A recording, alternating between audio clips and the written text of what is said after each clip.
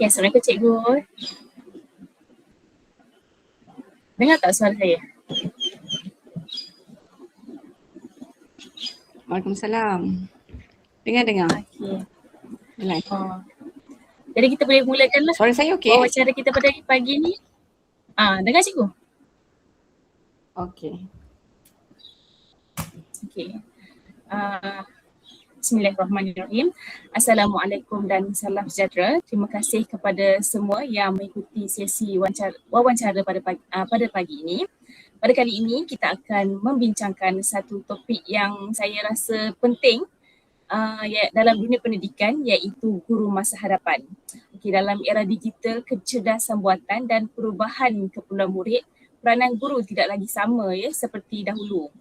Oleh itu, hari ini kita berpeluang mendengar pandangan daripada seorang pendidik yang berpengalaman, iaitu Puan Mawar Asmaul-Husna daripada Sekolah Menengah Kebangsaan Tun Habab Johor Cikgu, tentang bagaimana guru perlu bersedia menghadapi cabaran masa hadapan. Selamat datang Puan Mawar dan terima kasih kerana sudi bersama kami pada hari ini Okey, adalah baik kalau kumpulan kami memperkenalkan dulu ahlinya. Saya sendiri Nurul Jannah Munirah binti Nur Zamri. Cikgu boleh panggil saya Jannah, dan ahli kumpulan saya yang lain.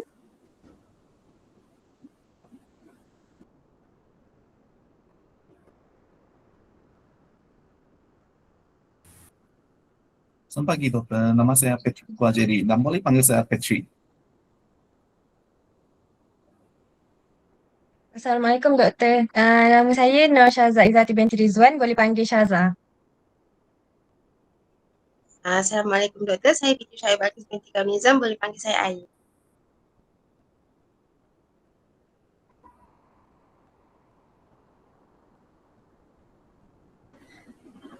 Okey, baiklah Cikgu.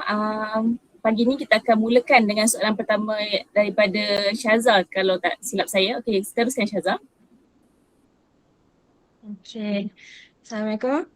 Jadi cikgu, untuk soalan pertama, saya ingin meminta cikgu, bolehkah cikgu perkenalkan diri serta kongsikan pengalaman mengajar, terutamanya pengalaman melaksanakan PDP berasaskan STEM ataupun teknologi. Okey, Assalamualaikum warahmatullahi wabarakatuh dan selamat pagi semua. Bismillahirrahmanirrahim. Nama saya Cikgu Mawar Asmaul-Husna binti Jasimin. Saya mengajar di SMK Tun Habab, Kota Tinggi, Johor. Saya tidak pasti sebenarnya mengapa saya dijemput untuk diwawancara. Okey, tapi saya menerima jemputan wawancara ni dengan hati yang terbuka untuk berkongsi sedikit sahaja pengalaman. Saya baru mengajar 16 tahun. Saya mempunyai minat yang tinggi untuk join aktiviti STEM sama ada peringkat negeri, kebangsaan maupun antarabangsa. Okay, Alhamdulillah sehingga ke tahun ini Alhamdulillah dapat peluang untuk berkongsi dengan beberapa program STEM di peringkat antarabangsa bersama anak-anak murid saya. Okay, jadi penglibatan saya lebih kepada core curriculum lah. Jadi murid-murid menyertai pertandingan inovasi sama ada bersemuka ataupun secara maya.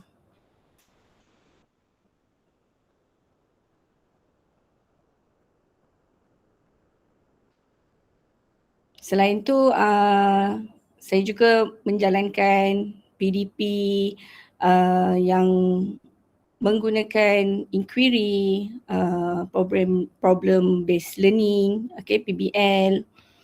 Macam mana saya boleh membawa murid menyertai pertandingan inovasi ni? Asalnya kami buat satu projek yang kami panggil sebagai reverse vending machine. Okay, reverse vending machine, waste cooking oil. Okay, minyak masak terpakai yang kami jadikan dia asalnya sekolah kami akan kumpulkan minyak masak terpakai di satu tong. Okay, tapi agak susah untuk kami monitor tong tersebut. Jadi murid kami jalankan inovasi untuk cipta satu tong yang boleh pengguna tuangkan minyak masak terpakai, kemudian pengguna akan dapat reward iaitu token lah. Inovasi itu kami jalankan bersama dengan UTM.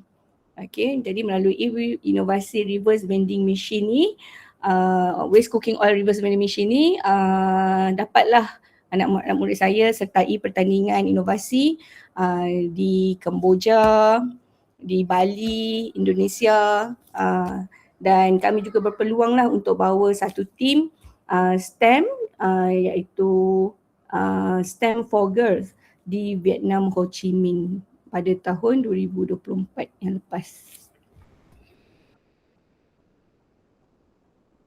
Itu sedikit sebanyaklah pengenalan tentang penlibatan saya dalam STEM.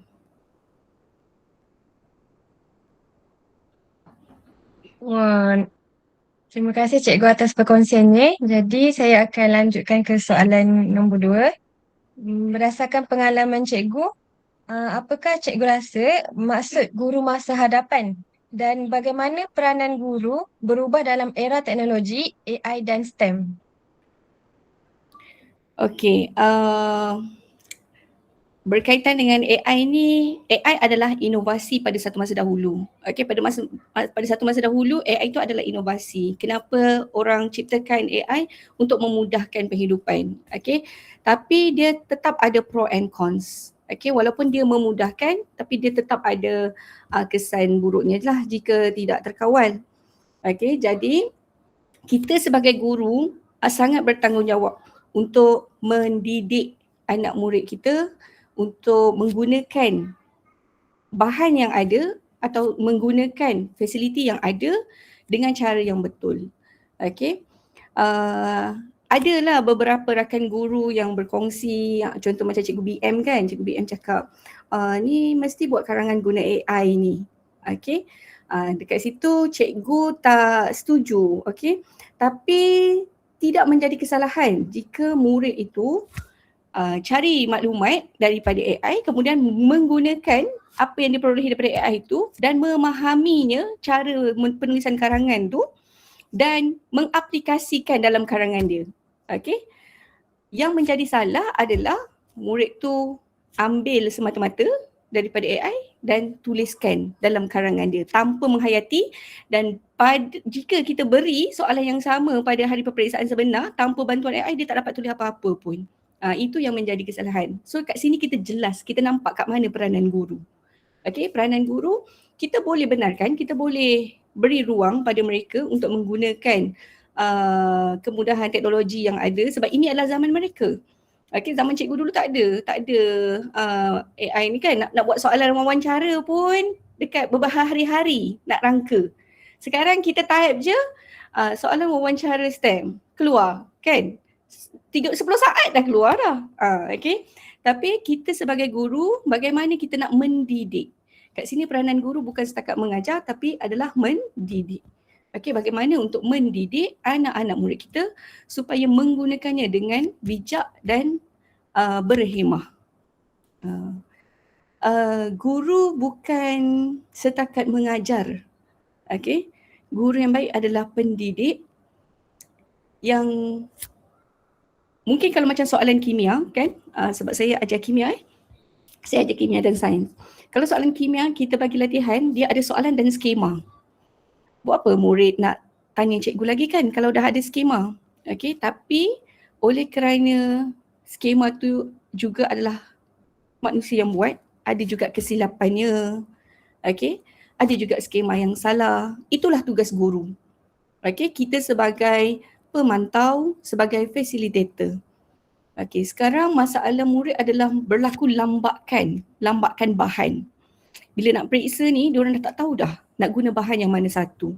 Kita sebagai guru membantu pilih mana latihan yang sesuai, mana yang perlu diutamakan, okey, mana yang boleh dijadikan bahan rujukan. Bila berlaku lambakan bahan pun sebenarnya adalah cabaran kepada murid sekarang. Okey. Selain daripada tu, jangan jadikan murid kita ni terlalu berorientasikan peperiksaan lah. Okay. Mungkin dia boleh dapat A, mungkin murid kita adalah murid yang bijak, pandai A, tapi murid yang tak dapat survive di dunia pekerjaan kat luar sana. Okay.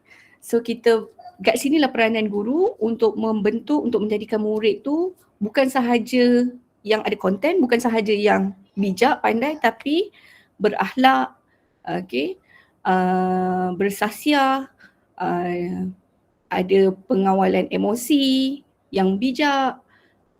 Itulah peranan guru, insyaAllah.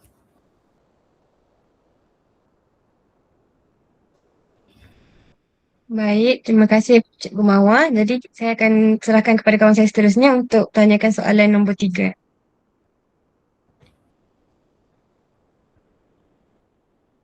Okey, baik, terima kasih Syazah. Okey, seterusnya soalan cikgu. Melalui pengalaman cikgu, apakah peranan dan kemahiran paling penting yang perlu dikuasai oleh guru masa hadapan, khususnya dalam penguasaan teknologi dan juga STEM?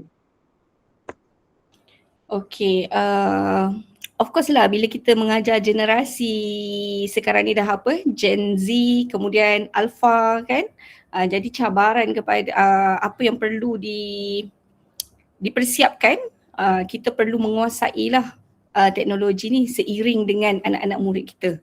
Okay, kalau dulu kita bagi tugasan buat pembentangan guna kertas majung, bagi marker dengan kertas. Okay, kemudian zaman cikgu guna PowerPoint. Okay, mungkin sekarang dah kena guna TikTok. Sebab anak-anak murid kita lebih mesra dengan penggunaan TikTok. So dia punya tugas tu cuba buat perbandingan ubat tradisional dan ubat moden. Siapa paling tinggi like, cikgu bagi hadiah. Dia gunakan media sosial, dia gunakan TikTok tu untuk pembelajaran lah. Sekarang kalau guru suruh guna still valid lagi guna kertas majung dan marker tu. Cuma bila kita kata pada peredaran masa, saya nampak begitulah. Okay, jadi cikgu-cikgu pun perlulah menguasai penggunaan Canva, penggunaan literasi teknologi lah. Okay. Seterusnya pemikiran STEM. Okay, dalam STEM kita ada EDP, iaitu Engineering, Design, Process. Okay, macam mana kita memberi satu tugasan kepada murid dengan menggunakan Engineering, Design, Process. Okay, contoh kita nak cakap kelas awak ni panas. Okay, musim cuaca panas ni. Cikgu nak awak cipta satu kipas yang mudah alih, yang menggunakan teknologi boleh diperbaharui. Okay. Jadi kita bagi dia satu tugasan dan kita suruh dia bina model untuk menyelesaikan masalah panas tadi tu dengan menggunakan engineering design proses. Kat situ nanti pelajar akan cadangkan model-model dengan rakan-rakan, kemudian dia akan pilih satu model yang terbaik, kemudian dia akan cuba buat kipas tersebut, lepas tu dia akan perbaiki jika kipas tersebut bermasalah. Okay. Dekat situ kita sebagai guru kena tahulah beberapa model yang boleh diaplikasikan di dalam PDP dalam kelas. Okay. Selain daripada tu, kemahiran pedagogi inovatif, PDP kita akan jadi boring kalau kita guna bercakap, guru menerangkan. Kalau kat kelas, kalau awak imagine ada 36 murid, kita bercakap 30 minit, murid tak akan dengar. Mereka hanya boleh dengar kita bercakap 2 minit dia akan fokus untuk kita bagi arahan.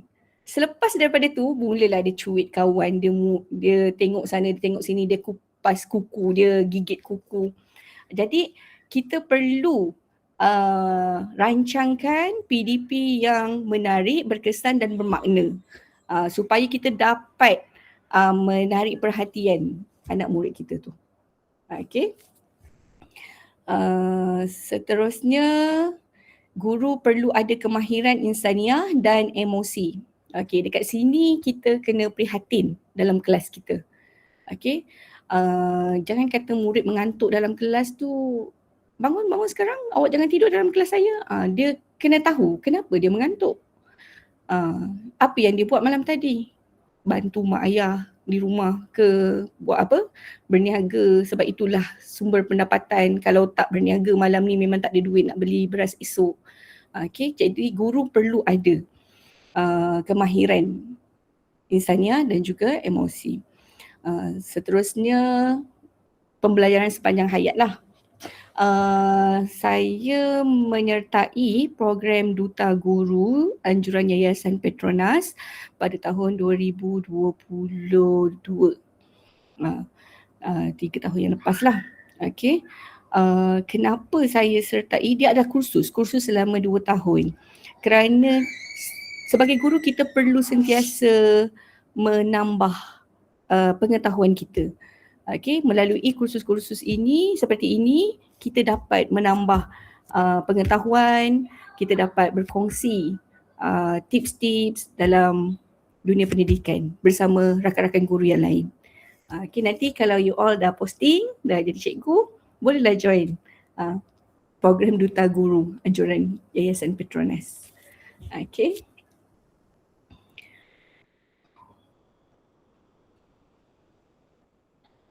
Okey, terima kasih Cikgu atas penerangan. Untuk soalan seterusnya, soalan yang keempat. Apakah cabaran utama yang pernah dan bakal dihadapi oleh cikgu sendiri dalam pengajaran, termasuk pelaksanaan PDP STEM, penguasaan murid, media sosial dan juga kesejahteraan emosi? Okey, biasanya kalau saya dari segi cabaran adalah kekangan masa. Okey. Untuk mengajar subjek sains dan juga kimia, kekangan masa. Memang kita rasa waktu mengajar dalam kelas tu tak cukup. Sentiasa tak cukup. Okey. Kalau kita menyertai pertandingan pun isunya adalah kekangan masa untuk murid membuat persediaan, untuk murid tambah baik inovasi yang sedia ada. Okey. Jadi apa yang boleh kita atasi adalah perancangan. Okey, perancangan yang sangat rapi, perancangan yang advance lah. Macam saya kalau subjek kimia, selalu kita naik sekolah ni, bulan 3 ni nanti akan sibuk dengan KOKO. Akan sibuk dengan pertandingan-pertandingan MSSD yang menyebabkan cikgu tidak ada di sekolah. Keberadaan cikgu tu tidak ada di sekolah. Okey, apa yang saya buat adalah saya beri tugasan pembentangan. Okey, kita tengok walaupun bab tu bab 5. Okey, bab 5 tentang kimia konsumer. Okey. Tapi oleh kerana bab tu adalah bab yang membaca dan menghafal. Contohnya tentang kaca, tentang alloy. Jadi murid boleh buat presentation menggunakan Canva. Okey, saya di lokasi pertandingan bowling. Okey, saya di lokasi di pusat bowling ni. Murid di kelas, mereka pasang laptop. Seorang murid bawa laptop, mereka pasang laptop, mereka buat link Google Meet dan mereka present.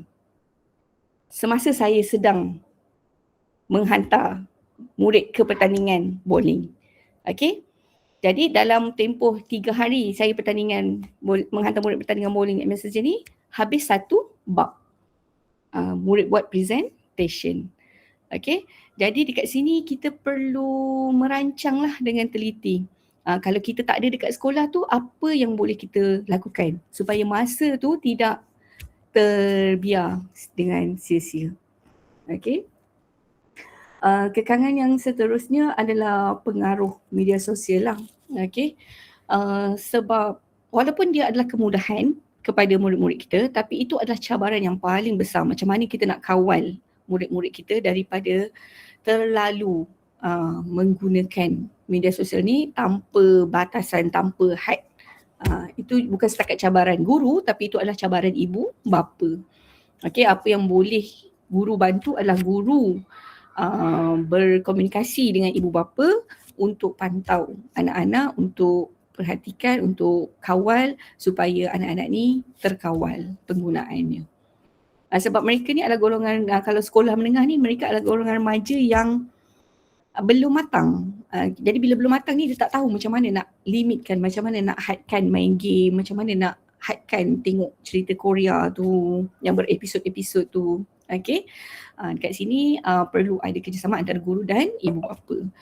Bukan setakat kita sahaja di sekolah, habis kat sekolah dah stop. Kita boleh berkomunikasi dengan ibu bapa supaya pengawalan di rumah tu berkesan, jadi dia datang ke sekolah tu dengan lebih bersedia. Okay.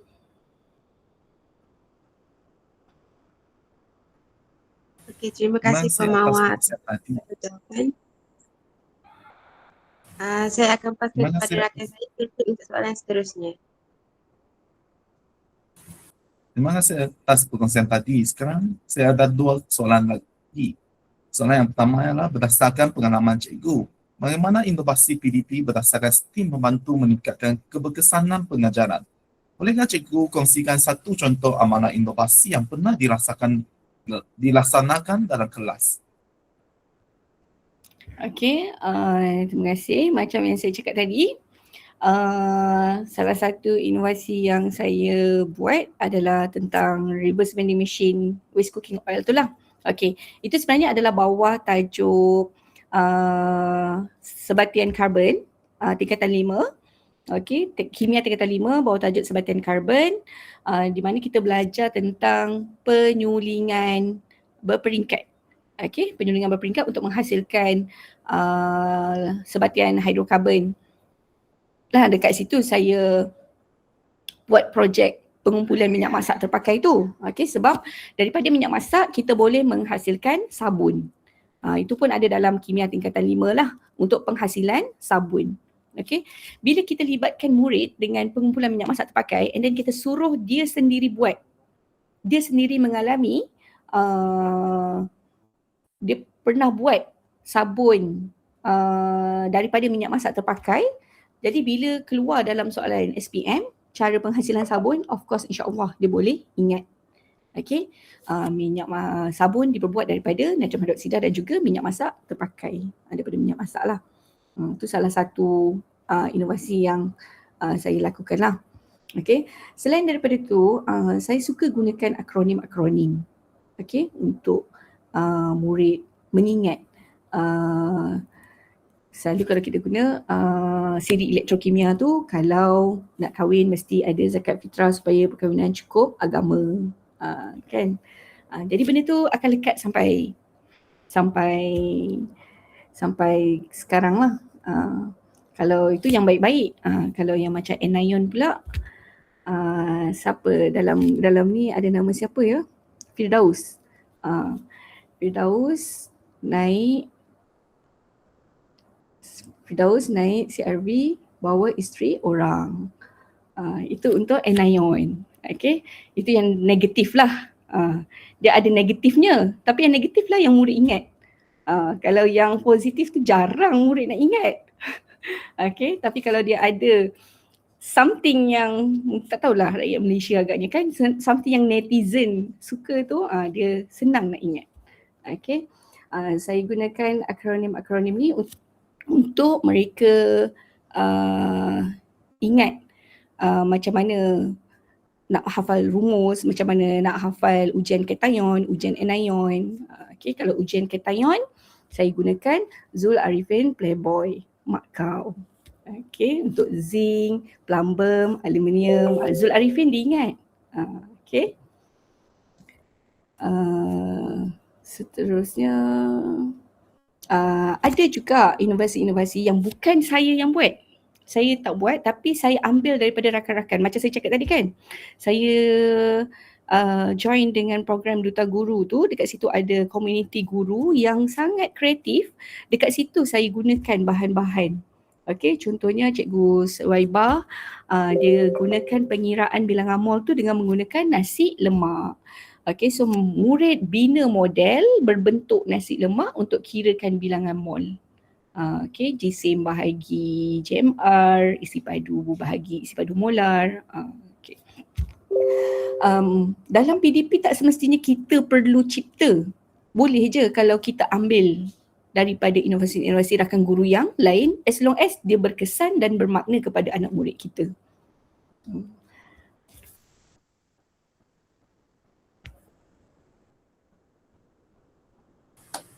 Terima kasih cikgu. Boleh nampak yang kelas cikgu memang happy lah dalam setiap masa. Sekarang ialah soalan terakhir. Berdasarkan pengalaman cikgu, adakah apa-apa nasihat yang boleh dibagikan kepada bakal cikgu seperti kami untuk kekal relevan dan bersemangat serta harapan cikgu tentang masa depan profesion penguruan di Malaysia?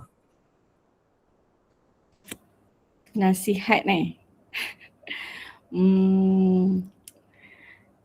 nasihat saya berikan satu hadis yang bermaksud barang siapa menempuh suatu jalan untuk mencari ilmu, maka Allah akan memudahkan baginya jalan menuju syurga. Riwayat Muslim. Okay. Untuk kita rasa seronok, untuk kita rasa happy dengan kerjaya kita sebagai guru, kita kena anggap setiap yang kita buat ni adalah ibadah. Okay. Kalau macam ada student message kan, cikgu boleh tak buat wawancara, kita cakap pukul berapa kita free, okay boleh, anggap itu sebagai ibadah sebab kita sedang berkongsi ilmu kan. Okay. Tapi kalau kita buat kerja, ni bukan kerja saya ni, saya dibayar gaji tak, bukannya untuk dibuat ini, ni bukan tugas bidang saya ni koko, saya kurikulum, ini bukan bidang saya, ni HEM, ini tugas guru tingkatan, saya bukan guru tingkatan kelas ni. Kalau kita buat kerja kerana gaji, kerana dekat situ, macam nak cakap, keikhlasan tu kurang dan kita akan rasa itu sebagai beban. Okay. Tapi kalau kita buat sesuatu tu lillahi ta'ala, kerana apa yang kita buat tu adalah ibadah, dia tak menjadi masalah. Okay. Dan kita seronok untuk buat sesuatu tu. Okay. Macam mana nak jadi seronok? Cuba pilih bidang kerja yang kita suka. Okay, saya suka sukan. Saya suka sukan sebab dalam sukan ni murid-murid akan ada belajar macam mana dia ada semangat sepasukan, teamwork kan. Dia tak boleh nak seorang-seorang menang tu, tak boleh. Dia kena buat kerja sama-sama baru boleh menang. Sebab tu saya suka sukan. Dan sukan, saya tak suka sukan yang panas. Kalau tak suka sukan yang panas, jangan pilih bola kan, nanti kita akan merungut. Jadi pilih sukan yang sejuk. Sukan yang sejuk adalah bowling. Okay.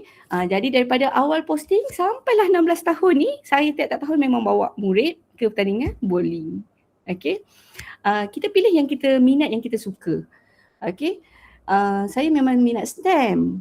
Okay. Saya minat STEM, saya suka buat inovasi. Jadi itulah yang kita akan cuba didik anak murid kita. Okay, Kenapa saya minat? Bila anak murid saya habis belajar, habis SPM, mereka pergi interview. Habis interview, dia message, cikgu, terima kasih bawa saya pertandingan inovasi. Alhamdulillah saya dapat beasiswa Petronas. Alhamdulillah cikgu, saya dapat beasiswa JPA. Dekat situ, kita sebagai cikgu, gaji tak seberapa nak bagi 70,000, 80,000 dekat anak murid tak ada duit pun. Tapi kalau kita dapat memberi sedikit sumbangan yang boleh menyebabkan anak murid kita dapat beasiswa 70,000 sepanjang pembelajaran dia kan, kita rasa seronok kan, kita rasalah alhamdulillah sedikit yang kita kongsikan tu dapat memudahkan anak murid kita untuk sambung belajar. Kenapa nak perlu bawa murid ke pertandingan ni? Sebab kita ada PAJSK. Okay, PAJSK ni adalah markah co-curriculum untuk murid tu sambung belajar ke peringkat seterusnya. So murid yang pandai, bijak tapi tak aktif dalam co-curriculum, belum berpeluang untuk dapatkan beasiswa untuk sambung belajar ke tempat-tempat yang terpilih. Okay, jadi itulah pentingnya. Kalau anak murid saya mesti dapat A+ kimia dalam masa yang sama, dapat juga satu pencapaian ataupun penlibatan di peringkat antarabangsa. InsyaAllah. Okay. Kadang-kadang bebanan tugas guru ni memang menyebabkan kita down. Okay. Kadang-kadang itu tak dinafikan dekat mana-mana pun sebenarnya kan. Dekat alam pekerjaan lain pun. Bebanan kerja tu akan membuatkan kita down. Akan membuatkan kita rasa stres. Tapi tu semua boleh diatasi. First kena berbincang lah dengan pentadbir. Berbincang dengan rakan-rakan guru sekeliling kita. Kena ada satu environment yang selesa lah. Okay, kena ada satu environment yang selesa di tempat kerja kita. Jangan bergaduh dengan cikgu ni, bergaduh dengan cikgu ni. Okay, bila environment bekerja kita tu tak menggembirakan, untuk kita survive dalam bidang perguruan tu pun dah mencabar, dah susah dah. Okay. Yang kedua, kita boleh berbincang dengan pentadbir. Macam cikgu cakap tadi, kalau kita tak suka dengan berpanas-panas di padang, kita boleh minta pada pentadbir. Cikgu, boleh tak saya masuk ke badminton? Okay, sebab saya dulu dekat U wakil UPSI badminton. So kita boleh berbincang, benda tu boleh berbincang dengan pentadbir. Okay. Cuma janganlah, saya tak suka panas, saya tak suka peluh, saya tak suka penat, saya tak suka, semualah saya tak suka. Kalau memang kita semua tak suka, kenapa kita pilih degree pendidikan? Okay. Kenapa dulu kita pilih degree pendidikan? Okay. Once kita dah masuk ke dalam bidang pendidikan, kita kena bersedia untuk menerima semua tugasan yang diberikan dan cuba buat setiap tugas yang diberi tu sehabis baik. Okay. Kita cuba. Tak perlu mencari kesempurnaan. Kita tak perlu mencari kesempurnaan. Tetapi kita perlu bermula. Bermula tu yang lebih penting. Okay. Daripada tak buat apa-apa. Okay. Jika diberi tugasan sebagai penyelaras kebajikan, cikgu-cikgu, adik-adik semua perlu laksanakan. Pastikan semua anak-anak yatim terima sumbangan, semua anak-anak B40 terima sumbangan yang sepatutnya, jangan ada nama yang tercicir. Dapatkan sumbangan daripada industri, daripada syarikat swasta, daripada bank. Okay. Kalau kita diberi tugas sebagai penyelaras STEM, cuba laksanakan program STEM di sekolah, cuba sertai karnival STEM yang dianjurkan di peringkat negeri, antarabangsa, beri peluang kepada anak-anak murid kita untuk sertai program tersebut. Okay, jika kita diberi tugas untuk mengajar subjek kimia tingkatan 5, cari peluang untuk menjadi penggubal soalan, untuk menjadi pemeriksa soalan. Okay, kita jangan mengajar kat sekolah balik, Siapa yang buat soalan SPM tu? Penggubal kan? Adakan cita-cita dalam diri untuk jadi penggubal soalan fizik. Mungkin untuk tahun 2050, 2040, satu hari nanti. Okay. So bila kita diberi sesuatu tugas tu, cuba buat yang terbaik.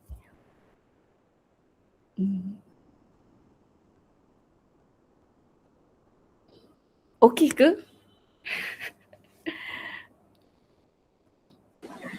Okey cikgu. Terima kasih, Sekarang cikgu. terima kasih Kami akan cikgu. menerima nasihat tadi dan menggunakan di sepanjang hidup kami. Sekarang saya akan pas balik kepada Nurul Jannah. Okey, terima kasih cikgu atas perkongsian tadi. Mungkin sekarang kita boleh buka ya kalau ada soalan daripada rakan-rakan yang lain untuk ditanyakan kepada cikgu.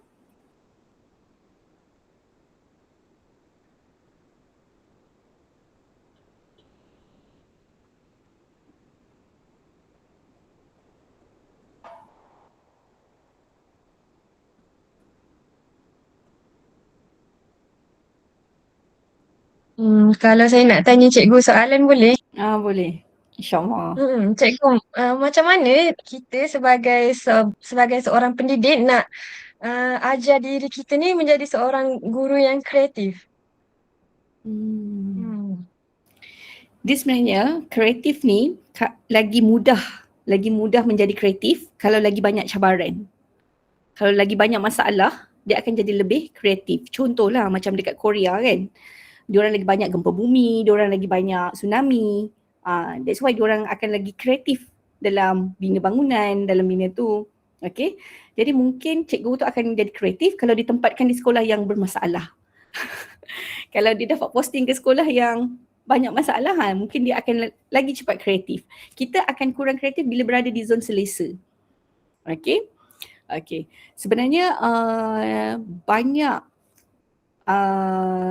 cara ataupun banyak, macam saya cakapkan tadi, kalau kita rasa kita tak kreatif, kita boleh berkongsi kekreatifan orang lain. Okay, macam cikgu-cikgu lain yang dah buat, dah cipta. Okay, kita boleh ambil inisiatif untuk jalankan apa yang cikgu-cikgu yang kreatif tu laksanakan untuk kita gunakan dalam PDP kelas kita. Okay, so salah satu cara lah. Bila lagi banyak kita explore, kita akan jadi lebih kreatif sebenarnya. Okay, sekarang ni sebab memang ramai cikgu yang berkongsi cara. Okay, untuk subjek fizik, kalau di Kota Tinggi ni kita ada Cikgu Amirul. Okay, Cikgu Amirul Akmal, dia memang ada rakam video, dia kongsikan lah cara melaksanakan PDP fizik tu. Okay, kalau kimia kita ada Cikgu Patrick Sabah, kita ada Cikgu Suhaibah. Cikgu-cikgu ni semua banyak berkongsikan bahan-bahan cara pengajaran yang kreatif di dalam kelas. Okay. Selain daripada tu, kalau fokus kepada kelas kita sendiri, kita kena kenali anak-anak murid kita. Apa kecenderungan, apa minat anak-anak murid kita. Kalau memang diorang minat bola, first masuk kelas, jangan tanya dia soalan rumus, jangan tanya dia soalan formula kimia. First masuk kelas, kita tanya, malam tadi Arsenal lawan Liverpool, siapa menang? Okay. Kalau 3-0, saya tak minat bola. Tapi saya tengok result semata-mata nak cari topik, nak tarik attention pelajar lelaki supaya dia, apa cikgu, Arsenal menang? Siapa kalah cikgu? Siapa masuk gol cikgu? Okay. So kita kenali anak-anak murid kita supaya dapat membantu macam mana kita nak kreatifkan kelas PDP kita. Okay, kalau memang kecenderungan diorang ni berjalan, memang tak boleh tidur diam dalam kelas, berjalan je. So kita kena buatlah aktiviti gallery walk. Okay, kita bagi 6 stesen. Memang dia kena bergerak dari stesen 1 sampai stesen 6. Dah memang dia punya kegemaran adalah berjalan, tak boleh tidur diam kan. Jadi kita buat aktiviti gallery walk. Okay. Bila kita kenal kecenderungan anak-anak murid, dari situlah kita boleh hasilkan BBM atau hasilkan lesson plan yang lebih kreatif. Okay. Okay cikgu, terima kasih atas perkongsian tu. Saya nampak cikgu sangat-sangat kreatif dalam kelas dan selalu berfikiran positif. Saya akan cuba amalkan. Terima kasih cikgu. Cikgu, saya nak tanya. Ya. Adakah pada pandangan cikgu, adakah AI pada masa kini menjadi kebergantungan kepada murid kepada cikgu? Okey, ni secara peribadi, saya memang bergantung pada AI. Okey, saya memang menggunakanlah. Kalau nak buat lesson plan, nak buat teks, nak buat, memang saya gunakan AI. Okey, macam yang saya terangkan sebelum ni, dia tetap ada pro and cons. Okey. AI membantu kita untuk memberi idea dalam masa yang cepat. Okay, contohnya bila kita tulis prompt tu, cadangkan ayat, kita jadi bendahari. Kita jadi bendahari kelab guru. Nak kutip duit pada cikgu-cikgu. Kadang-kadang kita rasa segan. Okay, buat ayat cara mengutip yuran di kalangan guru dengan yang ayat paling berhemah.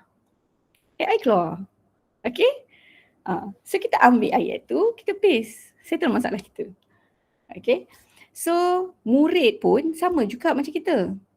Kalau Cikgu Mawar bagi kerja rumah sains, dia akan guna AI. Okay. Tapi kita sebagai guru kita tengok ayat dia ni kan. Ni perfect sangat ni ayat awak ni. Dengan siap ada maklumat-maklumat tambahan lain yang tidak berkaitan dengan yang kita tanya. Jadi kat situ tugas kita sebagai guru untuk ajar macam mana cara nak kawal supaya maklumat tu tidak berlebihan ataupun maklumat yang tidak diperlukan tu tidak dimasukkan ke dalam apa yang perlu dipelajari. Okay. Kalau nak kata kebergantungan, yes. Saya ajar anak murid saya untuk gunakan ChatGPT. Saya ajar, sebab saya bagi tugasan. Kalau tak nanti setiap 10 saat dia mesej saya. Setiap 10 minit. Cikgu yang ni macam mana? Cikgu yang macam mana? Okey, awak cari dulu dekat ChatGPT. Nanti dia dah dapat macam mana, awak hantarkan. Dah siap semua, baru hantar pada cikgu. Cikgu semak. Selalunya macam itulah. Kalau bawa murid ke pertandingan, memang saya suruh dia gunakan ChatGPT lah. Okay. Kita boleh menggunakan AI, tapi kita perlu ada pemantauan dan perlu ada limit. Okay, dekat mana yang kita perlu hadkan. Dari segi originality, kita kena ada idea kita sendiri. Okay. Tidak sepenuhnya bergantung kepada AI tu, tapi dari segi originality kita perlu ada idea ataupun identiti diri kita sendiri yang perlu kita masukkan ke dalam setiap satu-satu tugasan lah.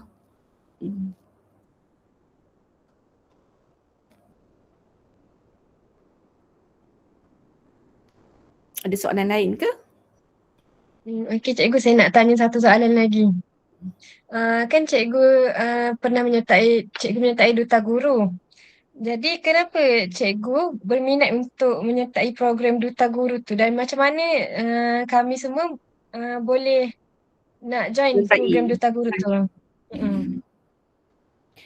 Okey, untuk makluman, program Duta Guru ni adalah anjuran Yayasan Petronas di mana dia berobjektifkan menghasilkan seramai 4,900 guru STEM. Okey. Yang ditaja sepenuhnya oleh Yayasan Petronas. Jadi macam mana saya boleh join? Waktu tu adalah PKP. Okey, waktu PKP 2021 tu kita tak boleh nak pergi sekolah. Okey, dan kita tak boleh nak hubungi murid. Waktu tu saya baca iklan tentang program Duta Guru ni, dan bila saya join, kursus tu dijalankan secara maya. Okey, dia buat Google Meet, nanti ada seramai 100 lebih peserta, nanti dia akan buat breakout room. Kalau kita nak berbincang dalam kumpulan ke apa ke, dia akan buat breakout room. Dari situ saya rasa menariknya yang saya boleh aplikasikan dalam kelas. Jadi saya buat kelas sains Google Meet. Lepas tu bila saya nak suruh diorang berbincang, buat soalan, saya buat breakout room. Diorang berbincang dalam breakout room masing-masing. Lepas tu bila kita dalam Google Meet ramai-ramai, murid saya senyap je, diam je. Tapi bila dalam breakout room, masing-masing curhat, masing-masing riuh berbual. Jadi seronok kan. Sebab itulah saya cakap, kita akan jadi kreatif bila kita ada masalah. Waktu PKP tu, semua orang memang tak boleh keluar rumah. Kan? Macam mana cara nak engage dengan murid? Macam mana cara kita nak ada kontak dengan anak murid secara maya? Dari situlah saya join program Duta Guru. Okay? Dan siapa yang boleh menyertai program Duta Guru ni, kalau buat masa sekarang, dia hanya buka kepada guru sekolah menengah sahaja. Mungkin untuk fasa-fasa yang berikutnya dia akan buka pada sekolah rendah. Okey. Untuk sekolah menengah, guru yang boleh sertai adalah guru Math, Sains, Fizik, Kimia, Bio, ASK, RBT dan juga Geografi. Okey, subjek-subjek dalam bidang STEM lah yang boleh menyertai kursus ni. Okey. Dia selama 2 tahun dan diberikan satu tugasan untuk buat inovasi. Jadi inovasi yang reverse vending machine waste cooking oil tu adalah projek inovasi saya bersama program Duta Guru. Alhamdulillah, apa kelebihan yang kita dapat? Sekolah saya 2 tahun lepas banjir. Okey, bila banjir, Kota Tinggi banjir kan? Tahu tak Kota Tinggi kat mana? Kota Tinggi banjir, jadi sekolah saya tu dia naik air lah, 3 kelas naik air. Jadi Yayasan Petronas tawarkan bantuan pasca banjir. Jadi saya buat permohonan, alhamdulillah dah diluluskan. Kami dapat bantuan meja murid, kerusi murid, meja guru dan juga meja banquet. Jadi kita kena bijak lah, menggunakan sumber-sumber yang ada. Bila kita dah join kursus tu, kita dah jadi Duta Guru, itu adalah kelebihan daripada kita untuk mohon dana, mohon sumbangan daripada Yayasan Petronas. Sebab Petronas kaya. Jadi kita boleh. Kalau sekolah yang berdekatan dengan Petronas, setiap tahun memang akan dapat sumbangan. Sumbangan memang RM75,000. Jadi sekolah yang berdekatan dengan Petronas, contoh kalau macam saya jauh, saya lebih 25 km. Kalau contoh sekolah pengerang utama, dia memang berdekatan dengan pengerang rapid, pengerang Kota Tinggi tu. Jadi dia memang dapat RM75,000 setahun. Dia boleh bawa murid dia ke pertandingan inovasi di luar negara tiap-tiap tahun. Dia dapat pergi Taiwan, dapat pergi China, dapat pergi Rusia.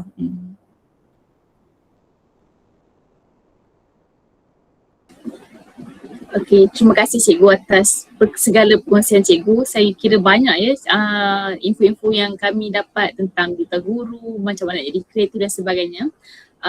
Saya rasa kita dah sampai ke penghujung. Sebelum saya menutup sesi wawancara pada pagi ini, adalah baiknya kalau kita menangkap gambar ya cikgu.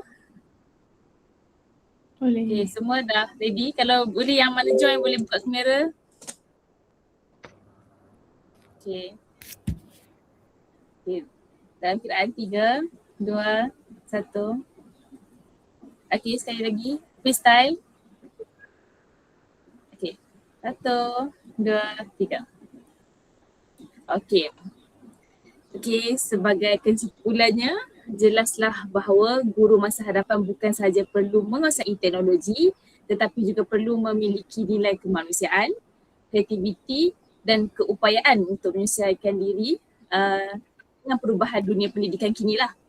Peranan guru bukan sekadar menyampaikan ilmu, malah membimbing, membentuk sasiah dan melahirkan generasi yang berfikiran kritis dan berdaya saing. Kami ingin merakamkan setinggi-tinggi jutaan terima kasih dan penghargaan kepada Puan Mawar Asmaul Husna dari Sekolah Menengah Kebangsaan Tun Habab Johor atas perkongsian yang sangat bermakna dan membuka minda kami semua. Semoga segala pandangan yang dikongsikan dapat menjadi panduan dan inspirasi kepada kami, bakal pendidik satu hari nanti serta warga pendidikan dalam menghadapi cabaran masa hadapan. Terima kasih cikgu.